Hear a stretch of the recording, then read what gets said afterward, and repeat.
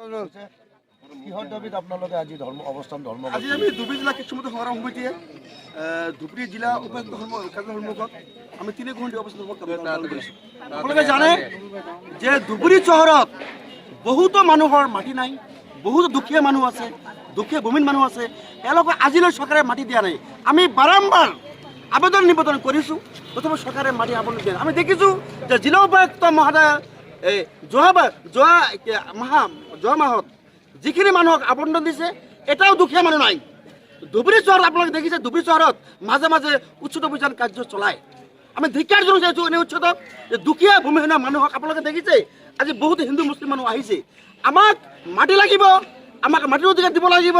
ধনী পুঁজিপতি মানুহক কিয় মাটি দিয়া হয়, দুখীয়া মানুহক কিয় মাটি দিয়া নহয়, আমাৰ দাবী লৈ আজি আমি 3 ঘণ্টা অৱস্থান পালন কৰিছোঁ। আপোনালোকে দেখিছে এই কাখন অসমৰ ভূমিৰে বাতিল হ'ব লাগিব আৰু অখিল ডাঙৰীয়াক মুক্তি দিব লাগিব। আপোনালোকে জানে যে অখিল গগৈ কেতিয়াও মাওবাদী নহয়, ভূমিহীন মানুহৰ পক্ষত মাত মাতি গোটেই জীৱন তেওঁক মাত মাতিলে। কিন্তু শেষবাৰ আপোনালোকে দেখিছে যোৱাবাৰ কাৰ উচলাই লৈ তেওঁলোকে অখিল ডাঙৰীয়া জেললৈ নিক্ষেপ কৰিছে, একেবাৰে অমানৱীয়ভাৱে তাক নিক্ষেপ কৰা হৈছে। আমি দাবী জনাইছোঁ যে ধুবুৰী চহৰত থকা এজনে হিন্দু এজনে মুছলিম মানুহৰ ঘৰ তেওঁলোকে ভাঙিব নোৱাৰিব। ইয়াৰ বিৰুদ্ধে কিন্তু যুদ্ধ ঘোষণা হ'ব। আমি জানো যে আমি মানৱতাৰ ক্ষেত্ৰত আমি সংগঠন কৰি আছোঁ, যে আমি আমাৰ মাজত ভাতৃত্ববোধ আছে, আমি শংকৰাজৰ দেশত বসবাস কৰোঁ। ইয়াত এজনো হিন্দু আৰু মুছলমান মানুহৰ ঘৰ তেওঁলোকে ভাঙিবলৈ আমি নিদিওঁ, কাৰণ প্ৰতিজন মানুহক মাটি দিব লাগিব, মাটি আবণ্টন দিব লাগিব, দুখীয়া মানুহৰ অধিকাৰ আমাক লাগিব। আমি আজিৰ আন্দোলনত আমি কথা কথা কৈছোঁ, এইটোহে আমাৰ আৰম্ভণি। যি ধুবুৰী চহৰত এটা পৰিয়াল উচিত নহ'লে আমি কিন্তু যুদ্ধ ঘোষণা কৰিম, আমি আন্দোলন কৰিম। ধুবুৰী চহৰত থকা বহুতো মানুহ আছে, তেওঁলোকৰ আজিলৈ খাবলৈতো কাপোৰ নাই আৰু তেওঁলোকে থাকিবলৈ এইটুকুৰা মাটি নাই। গতিকে তেওঁলোকে আমি যোৱাবাৰ প্ৰায় 5,000 মানুহৰ নামত আমি আবেদন কৰিছিলোঁ যে এই দুখীয়া ধুবুৰী চহৰত থকা এই দুখীয়া মানুহবিলাকক মাটি আবণ্টন দিব লাগিব। আমি দেখিছোঁ যে ধুবুৰী চহৰত এজন মানুহক তেওঁলোকে মাটি আবণ্টন দিয়া নাই, কেৱল তেওঁলোকে পুঁজিপতি গোষ্ঠীক মাটি আবণ্টন দিয়া হৈছে। একেবাৰে আপোনালোকে জানে যে ধুবুৰী চহৰত কেৱল ঘোষ আৰু ঘোষ চলে। ধুবুৰী চাৰ্কেলত আমি দেখিছোঁ, ধুবুৰী চাৰ্কেলত তেওঁলোকে মণ্ডলবিলাকে দুখীয়া মানুহৰ পৰা পইচা লয়, তেওঁলোকে এজনে মাটি আন্দোলনৰ নামত দিয়ে। এই কেলেংকাৰী আমি দেখিছোঁ বাৰম্বাৰ টিভিত আমি পাইছোঁ যে ধুবুৰী চহৰ চাৰ্কেলৰ পিছত বিয়াগম কেলেংকাৰী। আমি দাবী জনাইছোঁ অতি সোনকালে ধুবুৰী চাৰ্কেলৰ যি দুৰ্নীতি হৈছে এক তদন্ত হ'ব লাগিব আৰু দুৰ্নীতি বন্ধ কৰিব লাগিব। আচ্ছা, অখিল গগৈ এইটো একেবাৰে সঁচা কথা আপুনি কৈছে, হিমতৰ হাত আছে। অখিল গগৈ কেতিয়া মাওবাদী হ'বই নোৱাৰে। আপোনালোকে জানে অখিল গগৈ অসমৰ এক প্ৰতিবাদী কণ্ঠ। তেওঁলোকে জানে যে 2021 চনত যদি অখিল ডাঙৰীয়া বাহিৰত ওলাইহেঁতেন তেনেহ'লে বিজেপি অসমত শেষ হৈ যাব। গতিকে তেওঁলোকে চৰকাৰমূলকভাৱে আকস্মিকভাৱে তেওঁলোকে অখিল ডাঙৰীয়াক নিক্ষেপ কৰি অখিল গগৈ কি মানে অখিল গগৈ ওলালে বিজেপিৰ অস্তিত্ব, অখিল গগৈ আজি ওলালে কালি বিজেপি অসমৰ পৰা একেবাৰে শেষ হৈ যাব। তেওঁলোকে জানে আজিৰ তাৰিখত মানে বিজেপি শেষ হৈ গ'ল। আপোনালোকে জানে অখিল ডাঙৰীয়া আজি জিলাৰ পৰা ওলোৱাৰ লগে লগে অসমৰ মাটিৰ পৰা বিজেপি একেবাৰে দূষিত হৈ যাব।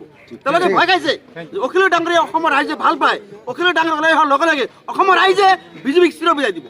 আৰু আগৰ কি পদক্ষেপ গ্ৰহণ ধাৰাবাহিক আন্দোলন কৰিম আৰু নিশ্চয় আমি আশাবাদী যে সুপ্ৰিম কোৰ্টলৈ আমি গৈছোঁ, আমি আশাবাদী যে সুপ্ৰিম কোৰ্টে আমাক ন্যায় দিব।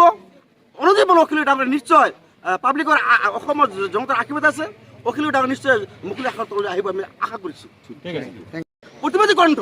তেওঁলোকে জানে যে 2021 চনত যদি অখিল ডাঙৰীয়া বাহিৰত ওলাইহেঁতেন তেনেহ'লে বিজেপি অসমত শেষ হৈ যাব। গতিকে তেওঁলোকে চৰকাৰমূলকভাৱে আকস্মিকভাৱে তেওঁলোকে অখিল ডাঙৰীয়াক নিক্ষেপ কৰি অখিল গগৈ কি মানে অখিল গগৈ ওলালে বিজেপিৰ অস্তিত্ব, অখিল গগৈ আজি ওলালে কালি বিজেপি অসমৰ পৰা একেবাৰে শেষ হৈ যাব।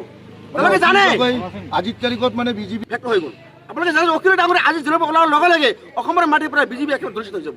তেওঁলোকে ভয় খাইছে যে অখিল ডাঙৰীয়া অসমৰ ৰাইজে ভাল পায়, অখিল ডাঙৰীয়া ওলাই অহাৰ লগে লগে অসমৰ ৰাইজে বিজেপিক চিৰ বিলাই দিব। আৰু আগৰ কি পদক্ষেপ গ্ৰহণ ধাৰাবাহিক আন্দোলন কৰিম আৰু নিশ্চয় আমি আশাবাদী যে সুপ্ৰিম কোৰ্টলৈ আমি গৈছোঁ, আমি আশাবাদী যে সুপ্ৰিম কোৰ্টে আমাক ন্যায় দিব। অনুযায়ী বলো অখিল ডাঙৰীয়া নিশ্চয় পাব্লিকৰ অসমৰ জনতাৰ আশীৰ্বাদ আছে, অখিল ডাঙৰীয়া নিশ্চয় মুকলি আশাৰ তললৈ আহিব আমি আশা কৰিছোঁ।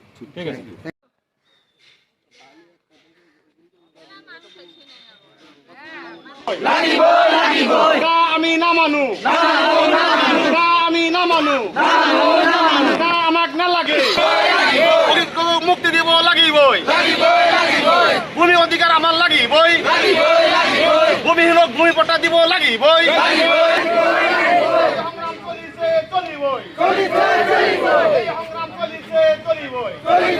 আমাক নালাগে, আমাক নালাগে, আমি নামানো, আমি নামানো, মুক্তি দিব লাগিব অগ্নিগড় বিনাশতে মুক্তি দিব লাগিবই দিব লাগিবই অগ্নিগড় বিনাশতে মুক্তি দিব লাগিবই অগ্নিগড় বিনাশতে মুক্তি দিব লাগিবই আমি না মানু সরকার হায় হায় দিব লাগিবই